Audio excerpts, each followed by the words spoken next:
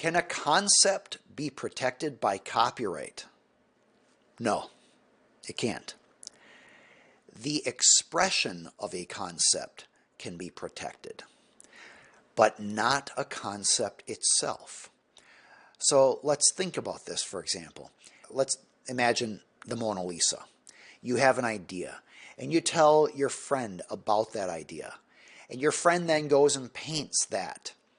And then you go paint it, and you say, hey, you copied my idea. Ideas can't be copyrighted. So unfortunately, you can't claim copyright infringement merely because somebody steals your idea.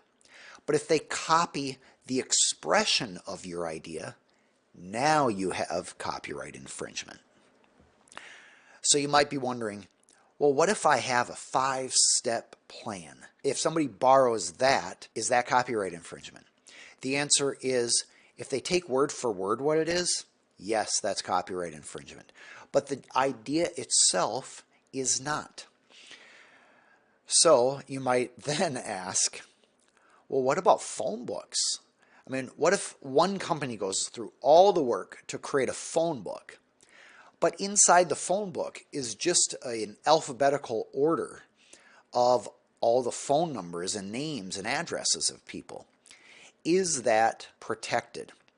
That's been a much litigated issue. And the general rule is if it's copied word for word, it is copyright infringement. And one way that companies can prevent such actions is they'll put some fake names and phone numbers in there. And that's how they can tell whether somebody else just copied their phone book or created the content entirely on their own.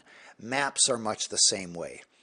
You know, maps are all just copies of what exists in a geographic location. But you can't copy somebody else's map, and that's copyright infringement. And one way a map dealer dealt with that is the map dealer put a fake location on the map. And when it was later copied, the producer of the map said, we know that you copied it because this city isn't real. Well, here's something unusual. Because that was there and people were relying on that map for so long, they ultimately did put signs up saying that's the city existed there. And so then the question is, well, if what was really a fake city now becomes a real city, is that copyright infringement? We're getting down a rabbit trail, but you can see the idea here. You are welcome to generate your own maps or directories or lists, but to copy it from somebody else and essentially avoid all the work that's required in compiling that, that is generally considered copyright infringement. All right. If you have any constructive feedback, please feel free to provide that. I am somewhat new to this, and I'm working to provide value that's relevant to you as business owners and other listeners interested in entrepreneurial and business topics.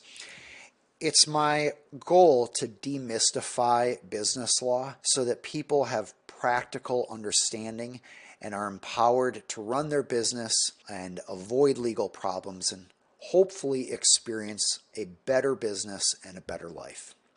If you'd like to learn more about me, you can go to aaronhall.com. If you'd like the free videos that I send out only exclusively to subscribers, you can get them at aaronhall.com/free.